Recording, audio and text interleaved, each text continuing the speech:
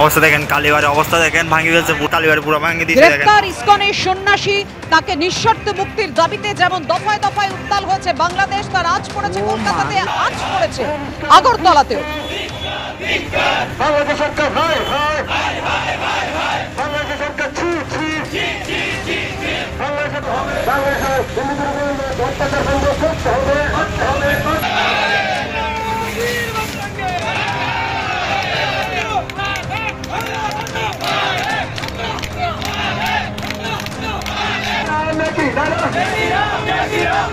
এই মুহূর্তে বাংলাদেশের ছবি আপনাদের সামনে রাখবো। ইসকনের সন্ন্যাসী চিন্ময় কৃষ্ণ দাসের গ্রেফতারের প্রতিবাদে দফায় দফায় উত্তাল হয়েছে বাংলাদেশ এবং তার আজ এসে পড়েছে কলকাতাতেও।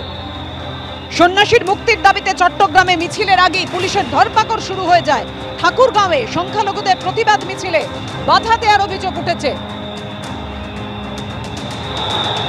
চট্টগ্রামে জরুরি অবস্থা চেয়ে আদালতে আবেদন করেন এক আইনজীবী। অ্যাটর্নি জেনারেলকে ডেকে সরকারের অবস্থান জানাতে বলল আদালত। চট্টগ্রামে জামাতের বিরুদ্ধে সংখ্যালঘুদের ধর্মীয় প্রতিষ্ঠানে তাণ্ডবের অভিযোগ। বাংলাদেশ সেনার বিরুদ্ধেও সংখ্যালঘুদের ওপর অত্যাচারের অভিযোগ সামনে এসেছে। ঢাকা, চট্টগ্রাম, রংপুরে দফায় দফায় বিক্ষোভ।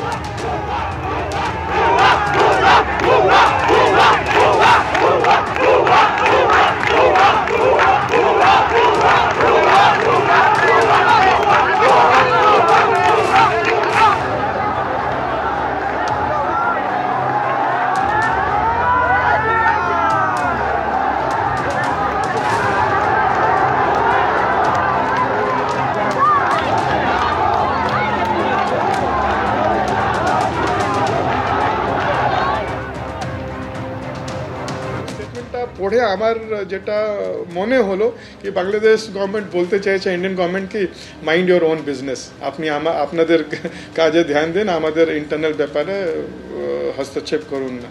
কিন্তু এটা খুব দুঃখনীয়। অ্যাটলিস্ট ওরা বলতে পারতো কি আমরা বাংলাদেশি মাইনরিটির সঙ্গে আছে। লাস্ট 100 দিন থেকে যে তাণ্ডবটা চলছে, তো যত বাংলাদেশের মাইনরিটি ওদের সামনে রাস্তাটা পুরো শেষ। ওরা দেখছে কি আমাদের কিছু আর রাস্তা নেই। তো ওরা যখন দেখলো কি আমাদের সামনে রাস্তা নেই, সেই জন্য ওরা রাস্তায় নেমেছে। আর রাস্তায় নেমেও আমরা দেখছি কি খুব ওরা শান্তিপূর্ণভাবে ওরা নিজের কথা দাবিটা রাখছে। ওদের